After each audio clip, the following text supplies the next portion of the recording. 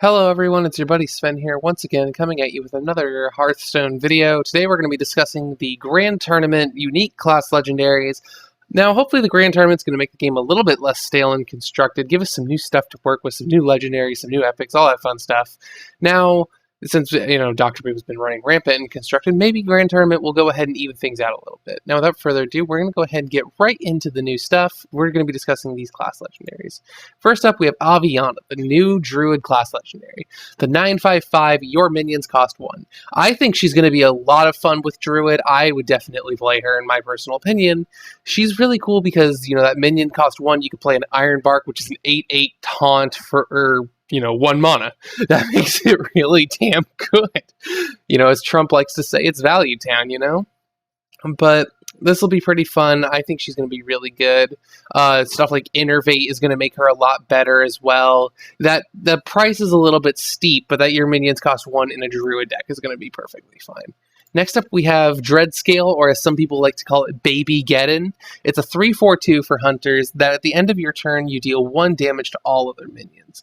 This is going to be pretty interesting because it's a beast for hunters, meaning things like Call Pet and whatnot will work with it. Kill Command can work off of it. Now, that's going to be a really interesting thing. I don't know if Dreadscale will see a lot of play with hunters. Maybe I'm wrong, though.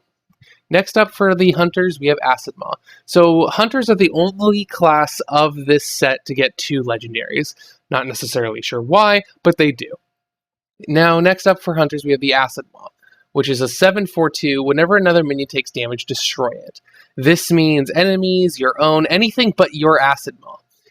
So this means that if you just trade, say for example, you wanted to trade a Timberwolf in Hunters up against their Deathwing, your Timberwolf and the Deathwing will kill each other. That's really interesting. It's going to make for some interesting play. Again, I don't know how much Acid Maw will be used, but it'll be interesting to see. It's another beast, so, Next up, we have Ronin for mages. The 8/7/7 on death adds 3 copies of Arcane Missiles to your hand. I could see this being used quite extensively in spell damage mage, where you're going to be able to up Arcane Missiles damage up to, some absurd amounts. Malagos is on the field, because honestly, what you could do is you could play Ronin.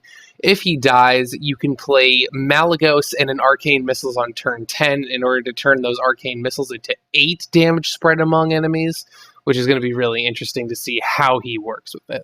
Next up, sorry for the sudden white background, Eadric the Peer is not on the wiki at the moment, so I had to go find his picture. Got it off of Hearthstone. So this is the Paladin Legendary, Eadric the Pure. The 7/3/7 Battlecry, change all enemy minions attack to 1. Now, Eadric the Pure, this is coming from a Paladin main. Unless I'm not seeing something here, Eadric the Pure feels like one of the more underwhelming legendaries coming out of TGT. Because he really does require them to have a pretty big board in order to turn his effect to be really strong. His effect is really nice. Say, for example, they have a Deathwing and something else, Eadric the Peer will probably be a good drop at that point. But for something that, Humility can do, Aldor Peacekeeper can do, I get that he does it to the whole board, but it feels like they really need a strong board and a very large board in order for Eadric the Peer to really become incredibly useful. Next up, we have Confessor Paletress. The 7/5/4 new Priest Legendary, working with the new mechanic Inspire, meaning whenever you use your hero power, you summon a random legendary minion. Now, this is really cool because it's not class-specific, and, I haven't completed Nax or Blackrock, it'll still give you some of that stuff. This is really cool. I think this is going to be really interesting, and I don't think the Confessor is necessarily overpowered. She's a 7-drop for a 5/4. And that legendary drop is going to be interesting, but the only time you can get that to work for sure is dropping her on 9 or 10 mana, and then using your hero power in order to get that legendary minion out. So she has to wait. You're not going to play her on curve, because odds are your opponent will pop it up against another priest. They can death it. And overall, there's some really... there are a lot of ways to play around Confessor and to beat Confessor, so you have to be smart when you play it. You can't just play it on curve.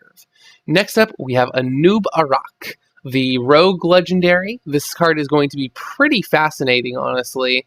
The 9/8/4 Death Rattle, return this to your hand and summon a 4/4 Nerubian. Now, a lot of Nerubians are seeing seeing some exposure in the Grand Tournament for Rogues. This is really interesting. I like him a lot personally because he always comes back to your hand, basically, you know, a shortcutted version of Malorn, and then you get a 4/4 Nerubian out of it. Now, this Nerubian is going to be really interesting because they're going to have to throw a little bit at killing Anub'Arak. Odds are they'll be spending some of their removal to get rid of him. The only way to actually stop him is via silence or transformation. You can't just brute force your way through Anub'Arak because he'll constantly come back and a new Nerubian will come in. So I think he's going to be really interesting. Next up is one of my favorite legendaries from the set. These next three are my favorites coming out of the new expansion. The Mistcaller is really interesting. It's the 6/4/4 Shaman drop, which Battlecry give all minions in your hand and deck +1/+1. That is really cool because if you could play him on curve at 6 mana, you're going to have a lot of buffed cards in your deck. I think and in your hand. He's going to be a really good card. I can see a lot of Shamans playing him. I would play him in a heartbeat. I think the Mistcaller is going to see a lot of play, and I just overall think he's a great card. Next up, we have Wilfred Fizzlebang. Wilfred Fizzlebang is a 6/4/4 like the Mistcaller, except the cards that you draw from your hero power, which is either life tap or soul tap if you were to get the upgraded version, the cards you draw from that cost 0. That is really cool because you're already spending 2 mana to draw, and if you don't have the upgraded hero power via Justicar Trueheart, which is a neutral legendary in the set, you may not have the mana to play what you need to play. Like, say, for example, you draw Mal'Ganis, which is a 9/9/7 for Warlocks. You draw him, and just, even if Wilfred Fizzlebang was out and you're at 10 mana, you go to 8 mana for the draw. You can't play Mal'Ganis off that. Now, a lot of people will be like, well, you shouldn't, you know, that's a little bit excessive. He turns Mal'Ganis from a 9 cost to a flat-out 0. He also turns any spells into a 0. Say, for example, Siphon Soul for Warlocks, which is a 6 mana spell for them. It would just go right down to 0. I think Wilfred Fizzlebang will see a lot of play, especially in Handlock, because they use that hero power almost just on turn. It's like the first thing they do, from what I see. I may be wrong there, but from what I've seen, Handlocks usually use it, like, just on their turn, like, first thing. Now, we have my personal favorite legendary in the set, Varian Wrynn. Varian Wrynn has got a lot of discussion coming into this set. When he got revealed, a lot of people were like, oh, he sucks. Oh, he's great. You know, there's a lot of people who have a lot of different opinions on him. My opinion, he's the best card in this set. That's my honest opinion. He's a 10/7/7, so he's a beat stick, not quite 10 mana beat stick, not a Deathwing, but his effect is what puts him above and beyond for me.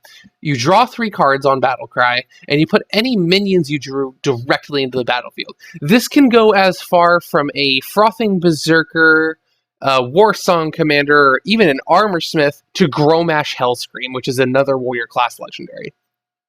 This is really cool because that's basically going to detract from his cost whatever he puts in effectively. Obviously, it's not like, oh, hey, so you did this, now he's suddenly a 2. But if you were to, say, for example, you were able to get Frothing Berserker and Gromash Hellscream, you got an effective 11 mana onto your board for 10 in addition to this 7/7 that you play. Varian Wrynn would technically be like a -1 mana in that case, if you were to subtract the 8 and the 3 from your 10 here. But I think Varian Wrynn is going to be fantastic. I want to play him in a heartbeat. I might actually have to grab some Grand Tournament packs when I actually get the chance to, in order just to have a shot at getting this guy. Overall, though, I think he's the best legendary in this set. I think he's the best card in this set. But overall, I have to say, I think they did a great job with the Grand Tournament legendaries, and you're welcome to leave a comment below to say who your favorite legendary in this set is, and feel free to debate with me. Are these cards any good? Are they overpowered? Are they underpowered? Please talk to me about this. I'd love to chat with you guys about this set. Anywho, if you like what you heard in this video, please leave a like down below and hit that big red subscribe button. That helps me out so very much. You guys have been an amazing community to me so far, and I absolutely adore you guys, and I'd love to add to that, so please share around with your friends. Sharing helps more than anything. That helps get the word out, and I'd love to go ahead and meet some new people and have some new members of the community. Anywho, this has been Sven. I'll see you all in the next video. Take care.